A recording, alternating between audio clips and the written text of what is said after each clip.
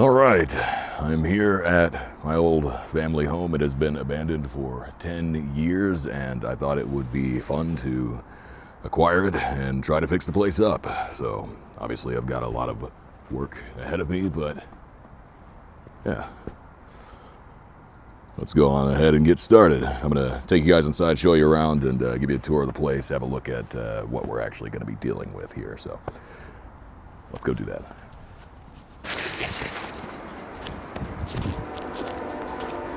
Okay, let's go ahead and find our way inside here.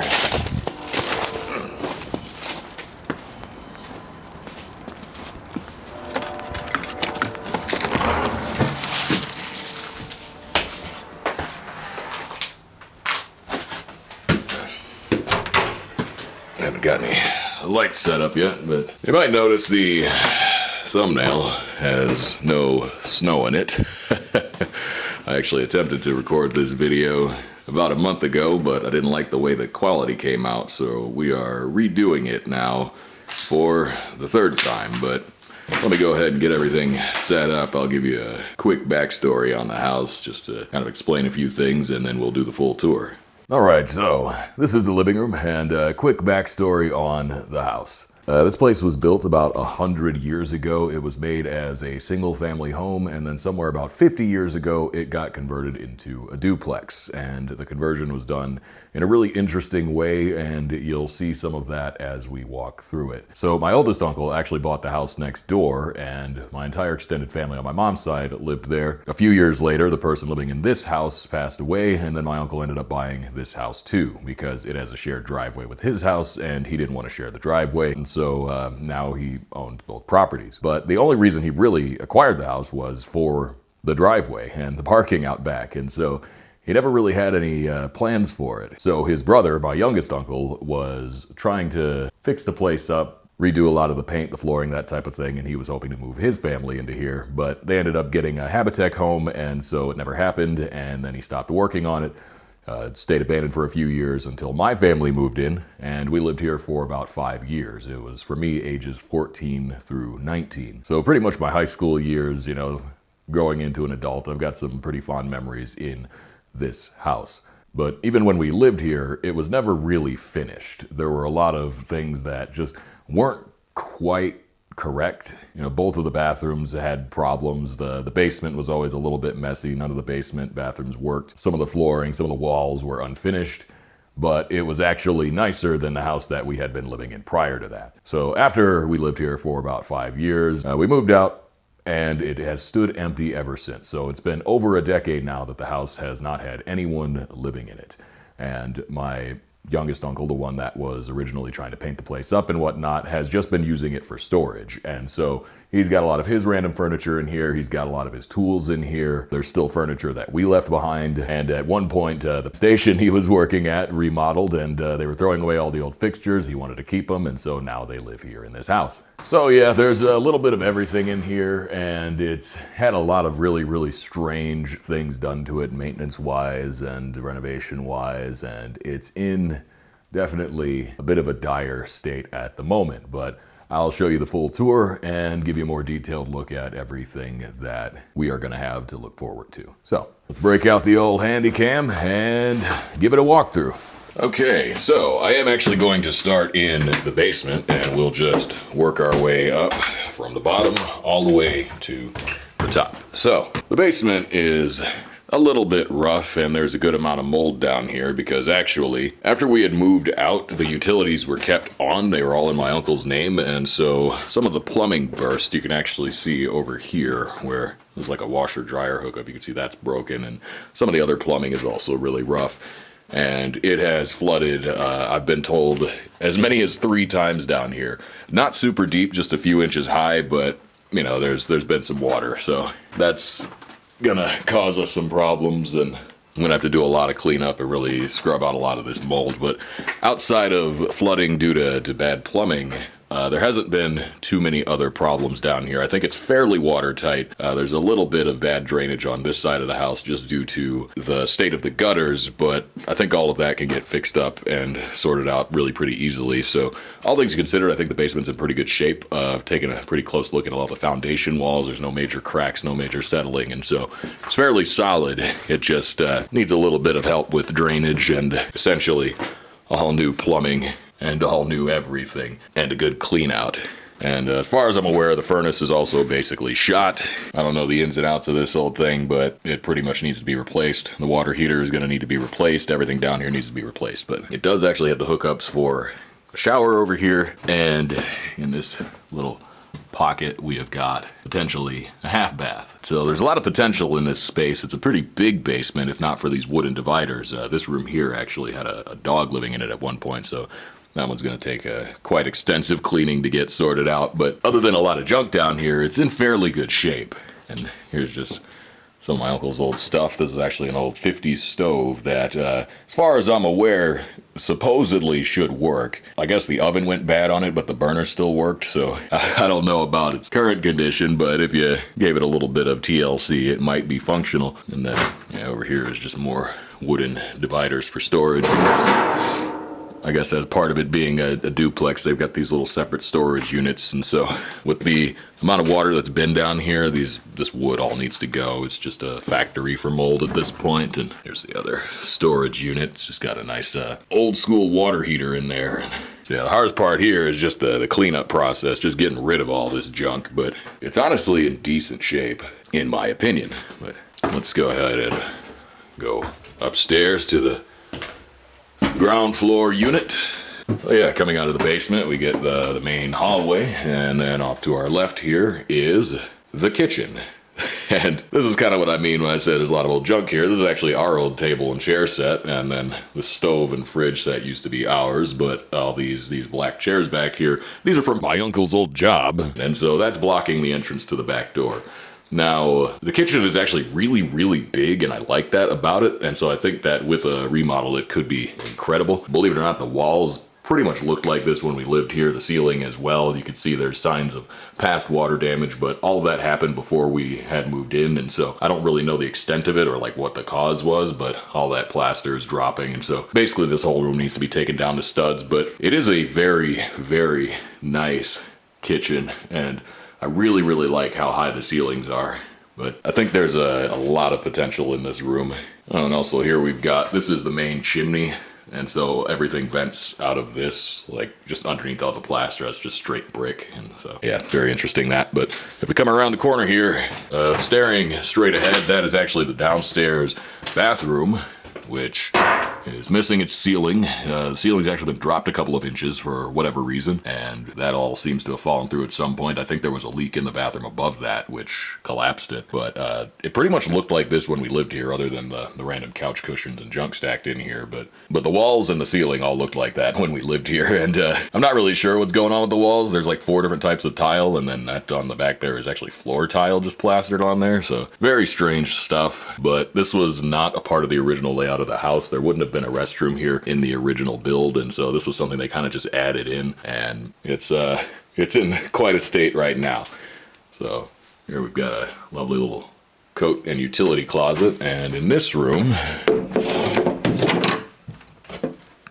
this here is the master bedroom in the downstairs unit, which again is just being used for storage right now, so there's a lot of random stuff just kind of piled up in here. But this would have originally been the dining room, and you could see where they made the changes because this wall here is actually not original to the house, and so that's why it just ends over top the window trim, because that wouldn't have originally been in the plan. And so this room is in pretty good shape. It's probably the best shape out of any of the rooms in the entire house, but I would probably make a lot of changes to it to turn it back into a dining room rather than keeping it as a bedroom. Because this closet here, that's like a little pop-out hutch type deal that would actually be where you'd put it like a buffet. And so I'd love to see it kind of turn back into that. But yeah, it's in half decent shape, and I think it has a lot of potential. And coming back around to the living room, as you can see, my uncle's old junk is all stacked in here. There's so much furniture, I don't even know where it all comes from, but it's just, well, it's here now. And we've got a pile of doors here. Some of these aren't even from this house, so again, I have no idea where these came from. But he was using this as like a workshop at one point, just for various projects, and so this is like his workbench setup. And interestingly enough, this old cabinet back here, this is built in. That would have been where the original dividing wall between the living room and dining room was at, but at some point that got changed. So we've got our lovely fireplace. It does not actually have a connection to the chimney as far as I'm aware, so there's no real way to make this thing work without converting it to either electrical or gas, but it is in quite nice shape just visually. And now what's really interesting is this doorway here. My uncle broke it down sometime after we moved out, but originally there would have been a giant built-out doorway here for the entrance to this lower unit. And if we step out here, you can see this is where the ceiling comes down a couple inches, and so hypothetically the ceiling could be even higher down here. But yeah, there was a door right here, and then there was another door for the upper unit right here. And just to show you the quality of the duplex conversion, this is where they framed the door. It was directly over the window, and so it doesn't even butt into the trim, it just goes straight over the window, and they just cut out the trim to make space for it. So very, very strange stuff. Heading up the stairs here, we'll see where all the rest of the bedrooms are. We've got quite a bit of space up here actually, but straight ahead that's the restroom, and directly to the left here is actually what would have been the upstairs kitchen, but when we lived here, it was my bedroom. I spent 5 good years in this ugly yellow room, and there used to be more kitchen fixtures over there. You could see where they were peeled off the wall. I took those out so that I would have more space. I used to have a giant desk set up in the middle and my computer set here, and I would have sat right in this spot right about here.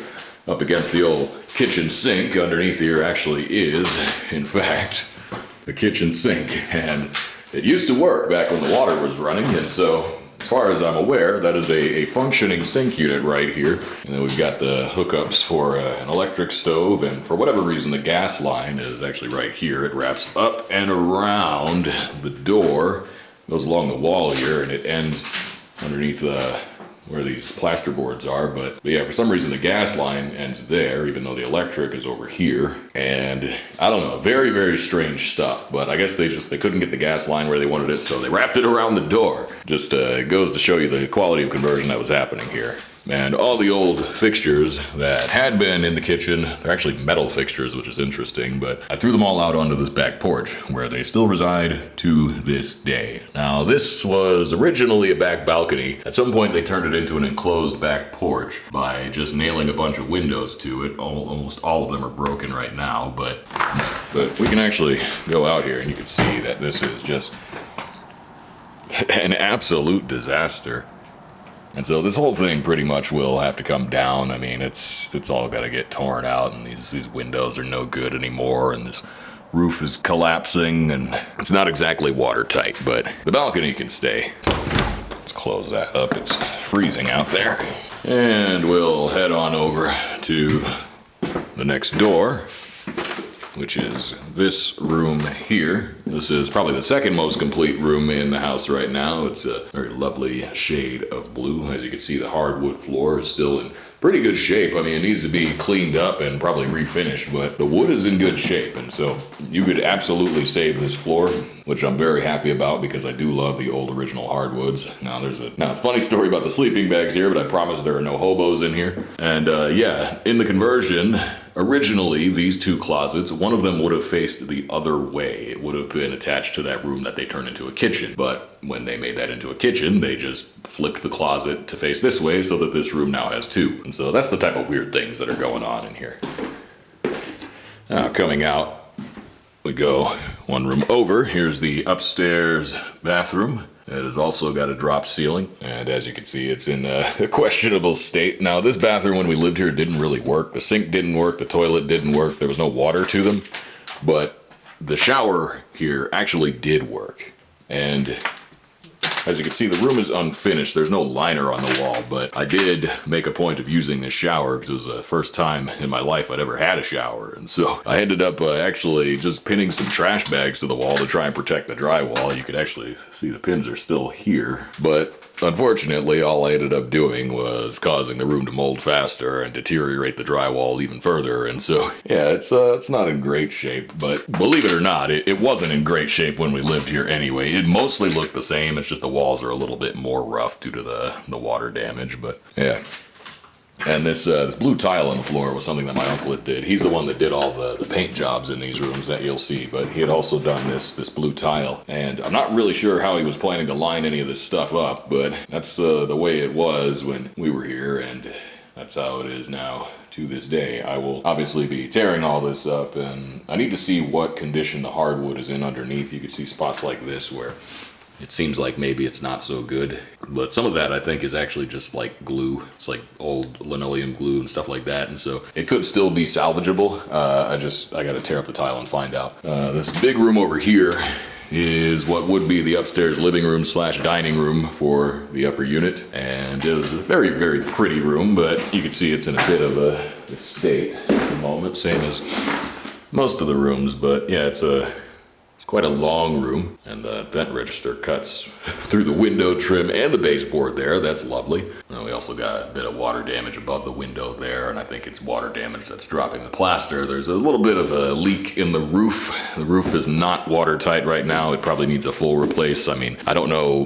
when last the roof was done, but I think it's probably about 50 years old. What's really strange about this room, though, is that it's got these two arched doorways because it's meant to be like a common space type of deal. But in the original layout, these two doorways would actually lead to two separate rooms, and so the wall would have been in between those doors. There would have been like closets in between those two doors, and they would each lead to two separate bedrooms. But when they converted it, they made them into these open archways so that this could be like a common space, and they moved the closet over and made this second bedroom a lot smaller. So we would have had two equally sized bedrooms here, and now we've got the wide room and the small room. But this room is actually probably in the worst shape out of all of the rooms up here, because this is underneath the hole in the roof. And so there is, yeah, a pretty bad leak. That water is just spilling through. It's dropping the plaster, which has gone down to the floor, and now the floor is really, really badly warped as a result. And so unfortunately, this hardwood you pretty much can't save. I'd have to tear this out and maybe see about patching it, because the hardwood over here is very nice, but over there it's completely ruined. And so I'm not really sure how much of this I could salvage or how I would go about salvaging it, but I would like to if I can. As you can see, I mean, we've got all these original doors. These are solid doors, very nice. As they say with the old construction, you know, they don't make it like they used to. So despite the fact this house has been abandoned for 10 years, it's honestly in pretty good shape. And so as much as the original construction as I can salvage, I would like to at least try. Oh, and off the side here, we've got this big hallway closet.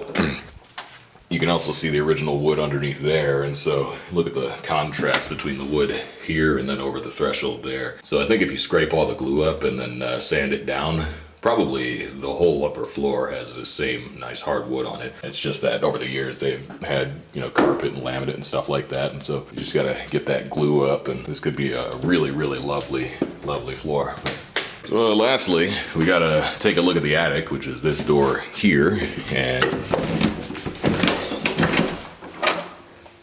the attic is in not so great of shape. I don't think it's got quite as much mold as the basement, but I imagine it's a similar amount just due to the roof situation. But there's a lot of random leftover junk up here that I don't really know the origin of. Most of the stuff up here I believe actually was ours that we left behind, but as far as I recall, it had been in boxes. You know, it had been organized, but at some point, somewhere along the last 10 years, it seems it's been thrown all about. And I'm not sure if that was someone that came in here and did that, or if that was raccoons. We have had raccoons up here, but either way, it's a giant mess. And so this is going to be quite a cleanup job. But other than that, the attic is in decent shape. Like I said, the roof obviously needs to be replaced, but the rafters are not too bad. There's a couple of oddities here, but I think overall it's in okay condition.